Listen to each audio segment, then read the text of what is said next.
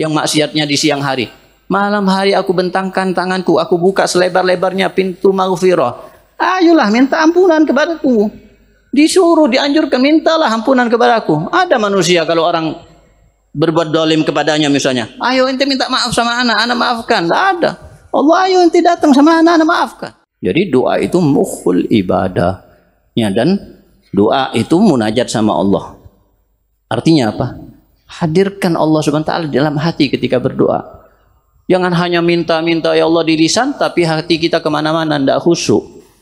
Kita cuma baca doa di lisan kita, hatinya kosong, termenung kemana-mana, hatinya mikir kemana-mana selain Allah Subhanahu wa taala. Tidak, serius. Hadirkan Allah di hadapan ente seakan-akan Allah di depan ente. Ya Allah, ya Allah, ya Allah. Hadirkan yang sungguh-sungguh. Itu artinya tadarruk, sungguh-sungguh minta sama Allah, ya Allah, ya Allah, ya Allah. Ya, jangan hanya amin, amin sambil buyon. Enggak adab sama Allah Subhanahu wa taala. Ente minta sama orang aja kalau kayak gitu enggak bakalan dikasih, ya kan? Ente minta-minta sama orang kalau dengan kayak gitu, apalagi sama Allah ini masa enggak adab. Sama orang ente mau minta-minta, memohon bantuan ente beradab, berakhlak. Masa sama Allah ente minta enggak berakhlak, beradab. Ya, jadi mintalah apa pun. Jadi bukan di sini sebenarnya disalahkan oleh Sayyidina Hasan orang itu berdoa meminta kepada Allah rezeki yang halal, rezeki yang murni, maksudnya halalnya murni. Cuma Sayyidina Hasan memberikan yang lebih baik daripada itu. Mintalah sama Allah rezeki yang tidak menjadi sebab azab, Allah memberikan azab kepadanya, tidak menjadi sebab murkanya Allah SWT. Itu lebih enak. Ente dikasih rezeki yang halal sama Allah, belum tentu ente selamat dari azab Allah. Ente dikasih rezeki yang halal oleh Allah, bisa jadi rezekinya ente dapatkan dengan cara yang halal, tapi yang digunakan untuk apa? Yang haram. Jadi sebab apa? Murkanya Allah. Jadi sebab azab Allah Subhanahu wa taala. Bisa jadi ente makan yang halal, ya, bisa jadi dapat rezeki yang halal, tapi ente tidak bersyukur kepada Allah sehingga Allah murka. Sudah dikasih tidak syukur sama anak. Dan Allah Subhanahu wa taala murka kepada orang yang tidak bersyukur kepada Allah Subhanahu wa taala. Akhirnya rezeki yang halal menjadi sebab Allah murka dan menjadi azab bisa jadi. Ya, la in kafartum, apa katanya Allah? Inna adabi lasyadid. Dikasih rezeki enggak syukur, enggak bilang alhamdulillah. Jadi sebab murka, jadi sebab azabi lasyadid. Jadi sudah, tidak usah inti mau halal, mau haram, mau subhat, yang penting halal, yang penting rezeki tidak jadi sebab murkanya Allah, tidak jadi sebab azabnya Allah. Kan enak. Mau dari halal, subhat, apa mungkin juga bisa jadi haram, tapi Allah mengampuni, tidak jadi sebab azabnya Allah, tidak jadi sebab murkanya Allah. Tapi Allah ridho kepadanya. Ya. Atau mungkin harta rizki yang diberikan oleh Allah digunakan untuk maksiat, tapi Allah SWT masih menyayanginya. Dan kalau sudah disayang sama Allah, dicintai sama Allah, maksiat-maksiat akan diapakan sama Allah? Akan dimaafkan, diridhoi. Makanya doa mereka, doa salafus saleh, mereka memohon kepada Allah apa? Ya Allah, Allahumma ja'al sayyiati sayyiat man ahbabtah. Ya Allah, jadikan dosa-dosaku, maksiat-maksiatku, kesalahan-kesalahanku, dosa dan kesalahan orang-orang yang Engkau cintai, ya Allah. Jadi kita ini tidak lepas dari maksiat. Mintalah sama Allah, maksiatku jadikan maksiat orang-orang yang Engkau cintai, seperti maksiatnya orang-orang yang Engkau cintai. Kenapa? Kalau orang yang dicintai sama Allah, kalau melakukan kesalahan akan dimaafkan sama Allah, akan diridhai oleh Allah Subhanahu. Dan sebaliknya, wala taj'al hasanati hasanat man abghadta. Dan jangan jadikan amal ibadahku, kebaikanku seperti amal ibadah kebaikan orang yang Engkau benci. Walaupun berbuat baik, kalau sudah dibenci sama Allah, diterima enggak? Akan diterima. Bisa aja ini manusia ini sudah kadung di dalam hatinya benci sama seseorang ini. Hatta mungkin dia akan diberikan uang 100.000, tetap dia akan benci. Ya Hanu aja ini ngasih anak uang ini. Pura-pura mau deketin anak, tidak bakalan anak berubah. Tetap sampai 7 keturunan anak akan benci sama ente. Padahal berbuat baik tuh. Kenapa? Karena di dalam hatinya sudah ada kebencian. Tapi kalau orang dicintai hatta menjauh, itu mungkin dia ya lagi ma'zur, mungkin dia pergi cari hajat untuk anak dan seterusnya. Karena apa? Di dalam hatinya sudah ada kecintaan. Nah itu doanya salaf soleh. Makanya pintar-pintar berdoa. Carilah doa-doa itu yang pintar. Sama seperti yang Jumat kita bacaan, ilahi lastulil firdausi ahla wala agwa ala. Ya wahai Tuhanku, aku ini tidak pantas masuk surga Firdaus. Nah pantas kita mau masuk surga yang biasa aja, tidak pantas mau masuk surga Firdaus lagi. Tapi aku ini tidak kuat ya Allah. Mau masuk neraka ini tidak kuat. Orang korek api aja tidak kuat ya Allah. Apalagi neraka jahanam. Tampak lagi ya Allah. Jadi gimana ya Allah solusinya? Solusinya ampunilah dosa-dosaku biar jadi pantas masuk surganya Allah Subhanahu wa taala. Orang ziarah kepada Nabi Muhammad SAW, dan kemudian orang itu merasa punya dosa yang banyak. Ya Allah, dalam doanya ketika ziarah kepada Nabi Muhammad, dengan ziarahku ini ya Allah, ampuni semua dosa-dosaku, terlalu banyak, ampuni semuanya. Kalau engkau tidak mengampuni dosa-dosaku ya Allah, engkau berarti membuat sedih kekasihmu sendiri Nabi Muhammad. Ya, sedih Nabi Muhammad. Dan engkau berarti membuat setan iblis ketawa bahagia. Sebaliknya. Dan engkau akramul akramin. Anda masa dermawannya orang yang dermawan, masa tidak mau mengampuni dosa-dosaku. Tapi kalau Anda ya Allah mengampuni dosa-dosaku, kekasih Anda Nabi Muhammad akan bahagia, Masya Allah. Setan akan murka, nangis-nangis dia. Ya. Dan Anda sudah pantas untuk melakukan hal itu. Manusia aja mengampuni dosa atau kesalahan orang lain, Anda anjurkan. Apalagi Anda. Allah menganjurkan kita mengampuni orang lain kan. Apalagi Anda ya Allah, masa tidak mau mengampuni dosa-dosaku. Nah ini pintar-pintar seperti ini. Malam di saat itu juga ya penjaga kuburan itu atau salah satu ulama kalau tidak salah bangun dari tidurnya dan lari mengejar si badui tersebut yang berdoa tadi dan mengatakan, aku bermimpi dan diperintahkan oleh Allah untuk memberitahu Anda bahwasanya doa-doa Anda dikabulkan sehingga dosa-dosa Anda diampuni oleh Allah Subhanahu wa taala. Langsung dapat bisyarah. Allah atur sedemikian rupa karena pintar dia caranya berdoa. Nah, pintar-pintar berdoa. Nah, ini termasuk di antara salafus soleh doanya. Biasanya kalau seseorang baca surat inna ilaina iyabahum summa inna alaina hisabahum Allahumma hasibni hisaban yasira. Kalau salaf enggak, Allahumma adkhilnal jannata bighairi hisab. Enggak pakai hasibni hisaban yasira, masih dihisab itu. Yasironya dia hari kiamat hisab itu berat masih. Jadi enggak usah hasibni hisaban yasira, langsung aja adkhilnal jannata bighairi hisab, minta langsung, intinya sudah yang lebih daripada itu. Allah karim kok. Walaupun Allah mengatakan inna ilaina iyabahum summa inna alaina hisabahum, tetap kita minta adkhilna ya Allah bighairi hisab, tetap ya Allah. Anda mintanya bukan itu, bighairi hisab. Oh kira-kira Allah marah, kurang ajar ente ini. Kan enggak. Sudah Anda bilang inna ilaina iyabahum summa inna alaina hisabahum, ente mintanya bighairi hisab. Itu manusia kalau marah, tapi ini bukan manusia. Allah yang menciptakan zat kemuliaan, zat dermawan, zat yang khair, semuanya kedermawanan dari sifat Allah Subhanahu wa taala. Jadi minta yang tinggi sama Allah Subhanahu wa taala. Jadikan Allah itu Tuhan yang sangat baik, yang sangat sayang kepada kita. Sangat-sangat mengharap kita ini berubah menjadi baik. Mintalah apa aja dianjurkan oleh Allah untuk kita minta kepada Allah dan Allah siap mengampuni. Sampai-sampai yabsutu yadahu bil-lail yatuba musiun nahar, yabsutu yadahu bin nahar liyatuba musiul lail. Ayo hamba-hambaku yang maksiatnya di siang hari, malam hari aku bentangkan tanganku, aku buka selebar-lebarnya pintu maghfirah. Ayolah minta ampunan kepadaku. Disuruh, dianjurkan, mintalah ampunan kepadaku. Ada manusia kalau orang berbuat dolim kepadanya misalnya, ayo ente minta maaf sama anak maafkan. Tidak ada. Allah, ayo ente datang sama anak maafkan. Yang maksiatnya di malam hari, pagi hari dibentangkan pintu rahmat seluas-luasnya oleh Allah, pintu maghfirah. Ayo, ente yang penting minta maaf sama anak. Minta maghfirah sama anak, maafkan sebanyak apapun dosa Anda. Saking khairnya Allah Subhanahu wa taala kepada kita. sedikit-sedikit ghufira lahu, fadilah amal-amal ya kan. Salat Jumat maghfur lahu, ya yukafir dzunub. Salat witir Ramadan yukafir dzunub, Lailatul Qadar yukafir dzunub. Al-wudu aja sudah yukafir az-dzunub. Dari sayangnya Allah, baiknya Allah Subhanahu wa taala kepada kita. Tinggal kita ini mau merespon sifat baik dan mulianya Allah Subhanahu taala. Kita tinggal menggapainya, mendatanginya, pintu rahmat Allah, pintu maghfir Allah. Jangan kita ini tidak mau datang. Jangan kita tidak mau menghampiri pintu rahmat Allah.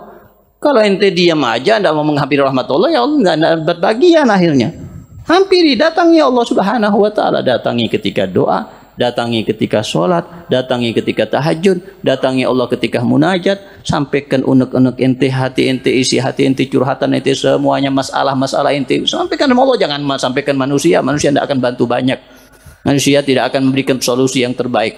Tapi ente sampaikan kepada Allah, Allah akan buka pintu kebaikan, Allah akan mudahkan urusan ente. Allah tahu apa yang baik buat kita, Allah tahu apa masalah kita, kesulitan kita, dan Allah yang bisa hanya satu-satunya menghilangkan kesulitan tersebut. Manusia tidak bisa. Kok mintanya ke manusia, manusia mengharapnya sama manusia, manusia semuanya di tangannya Allah. Kok mintanya sama manusia, mengharapnya sama manusia, semuanya di tangan Allah.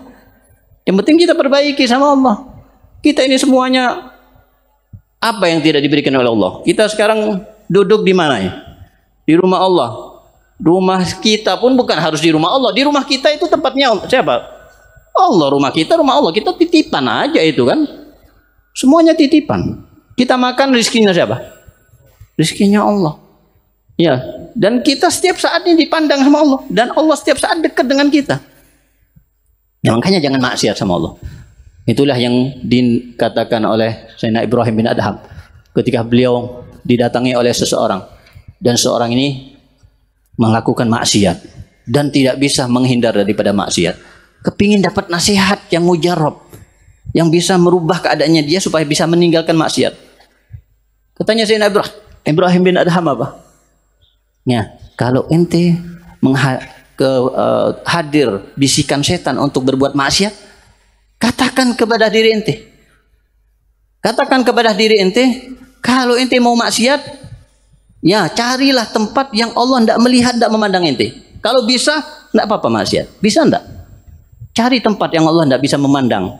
Sembunyi di mana? Mungkin di dalam lemari, dalam kulkas. Tadi manapun, Allah tetap bisa memandang, tetap bisa melihat, tetap dekat dengannya. Di saat dia maksiat itu Allah dekat dengannya.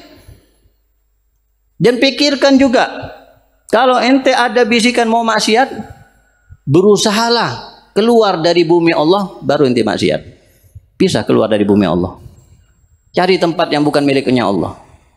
Kalau ente mau maksiat, bisikan maksiat muncul, pikirkan. Kalau ente mau maksiat, jangan makan rizkinya Allah. Jangan makan rizkinya Allah. Kalau bisa ente tidak makan rizkinya Allah, ente maksiat tidak apa-apa. Siapa yang tidak bisa, yang bisa tidak makan rizkinya Allah? Semuanya kita makan dari rizkinya Allah. Kalau ente mau maksiat, pikirkan. Pikirkan andai kata suatu waktu sudah waktunya malaikat Israel datang untuk mencabut nyawa ente. Kira-kira ente bisa bekerja sama enggak dengan malaikat Israel? Tunggu ya, tunda ya 1 tahun. Anak kasih uang lah. Setahun aja. Anak mau tobat dulu sama Allah. Mau sholat, banyak ngaji. Setahun, enggak usah banyak-banyak. Bisa enggak diajak kompromi malaikat Israel? Ya enggak bisa.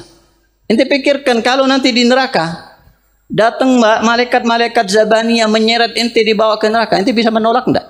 Bisa menghindar enggak? Bisa melawan malaikat-malaikat Allah SWT? Kalau ente berjalan di atas buminya Allah Subhanahu wa taala, enggak ada tempat kecuali itu bumi Allah, tempat Allah. Ente makan dari rizkinya Allah. Dan dimanapun ente pergi, dimanapun ente duduk, di situ ente dekat dengan Allah dan Allah mandang ente.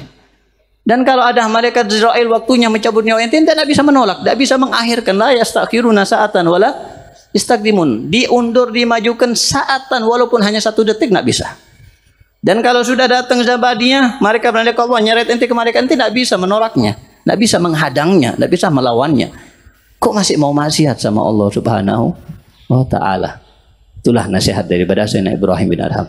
Yang juga tadi dikatakan di sini, apa yang dikatakan oleh Sayyidina Ibrahim bin Adham? Oh, bekerja. Satu hari bekerja, setelah bekerja dikasih upah, upahnya tidak diambil. Ini min wara'uh. Jadilah Sayyidina Ibrahim bin Adham. Ini upah ini padahal kerja dia sehari sampai akhir nahar, artinya sampai sore hari akhir nahar itu. Dari pagi sampai akhir nahar. Kerja habis itu tidak diambil upahnya, takut tidak sepenuhnya mengeluarkan tenaganya ketika bekerja. Takut tidak sesuai dengan janji atau permintaan orang yang menyewanya untuk bekerja, sehingga menjadi subhat atau mungkin juga bisa menjadi haram. Ya, ini min warau. Jadilah Sayyidina Ibrahim bukan sebentar-sebentar gosok sandal, sebentar-bentar gosok pulpen, sebentar-bentar pakai bantalnya orang, dan seterusnya makanan orang diambil tanpa seenaknya. Katakan ulima ridha, selalu ulima ridha. Jadi andalan, jangan. Ya.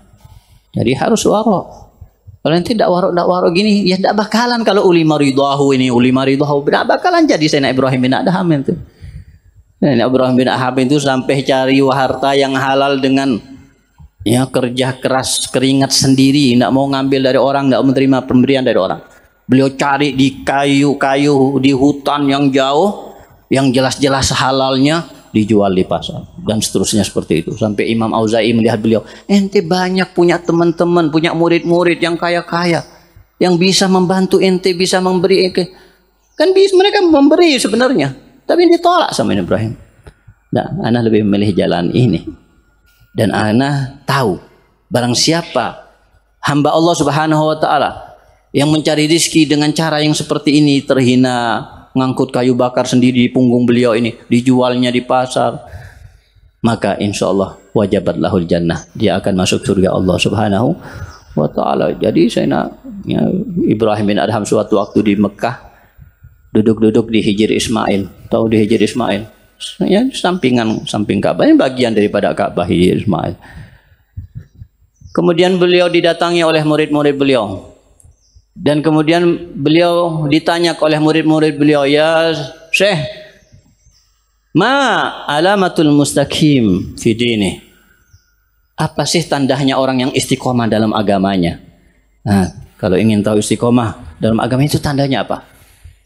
Maka beliau Sayyidina Ibrahim bin Adham mengatakan kepada mereka, tandanya orang yang istiqomah adalah kalau dia memberikan isyarat kepada gunung ini, Gunung Abi Kubais kalau tidak salah, yang dekat daripada Masjidil Haram. Kalau dia memberi isyarat kepada gunung ini, berpindahlah dari tempat Anda, maka Allah akan takdirkan gunung tersebut akan berpindah dari tempatnya. Ternyata gunung yang diisyaratkan, ditunjuk itu berpindah, bergerak. La nik itu give la nik. Ana tidak maksudkan tujuannya ente, ini contoh aja ini. Ini contohnya tidak bergerak sungguhan gunung ini. Kita hanya plastik, oh bergeraklah, enggak gerak-gerak, padahal plastik ini. Ini gunung bisa bergerak. Ya, ini alamat istiqamah. Ya, beliau menunjukkan apa istiqamah fiddin. Ya, ini termasuk warok beliau. Bahkan beliau rela untuk lebih memilih lapar, tidak bisa tidur malam hari, daripada dia makan makanan yang mungkin subhat, apalagi sampai haram. Nah, makanya salafus saleh, wanita-wanita yang solihah, istri-istri yang solihah zaman dulu, ketika suami-suami mereka keluar rumah untuk mencari rezeki, untuk kerja, sebelum keluar diingatkan, intabih, rezeki yang halal, jangan nipu orang, jangan bohongi orang, jangan ngambil suap, jangan, awas, ente nanti bawa makanan, ente akan berikan kepada anak. Ya, jangan cari makanan yang ente berikan kepada anak dari subhat, apalagi haram. Lebih baik kalau ente tidak ada yang halal, lebih baik ente tinggal. Tidak usah ente ambil, tidak usah ente bawa ke rumah. Lebih baik kami semuanya di rumah ini dalam keadaan lapar, tidak bisa tidur, itu lebih baik daripada ente datang bawa subhat, apalagi yang haram, kemudian diberikan kepada kami untuk kami memakannya. Jangan. Ini istri-istri yang soleha. Nggak tahu istri sekarang, bisa jadi mungkin berbeda. Oh, walaupun haram, nggak apa-apa. Yang penting banyak uangnya ya. Nah, ada perbedaan. Semoga kita semuanya diberikan oleh Allah Subhanahu wa taala istiqamah dalam kebaikan, dan istiqamah meninggalkan maksiat, kekuatan dalam meninggalkan maksiat, dan diampuni semua dosa-dosa kita oleh Allah Subhanahu wa taala, diberikan futuhul menuh rusul salhal qalb ilmu yang barakah dan ilmu yang manfaat, diambilkan ilmu yang kita dapatkan dan diterima semua kebaikan kita, dan semoga kita didekatkan dengan Allah, didekatkan oleh Nabi kita Nabi Muhammad SAW, dan mendapatkan perjumpaan dengan beliau di dunia, di barzah, di akhirat, dan semoga kita mendapatkan syafaat beliau dan bisa meminum telaga Kausar dari tangan beliau yang mulia, dan semoga kita bisa berduduk di hadapan berdua, duduk di hadapan beliau dalam keadaan beliau ridha dan senyum kepada kita. InsyaAllah ditakdirkan kita bisa mencium tangan wangi, tangan mulia yang wangi, ya, untuk kita mencium tangan beliau di hari kiamat insyaallah. Amin ya rabbal alamin. Hadiniya kunya salih jami asyami al kharidina wa ila hadratin nabi sayyidina Muhammad sallallahu alaihi wasallam bisiril Fatihah. Bayangkan sebuah tempat di mana hidup terasa tenang, nyaman, dan penuh gaya.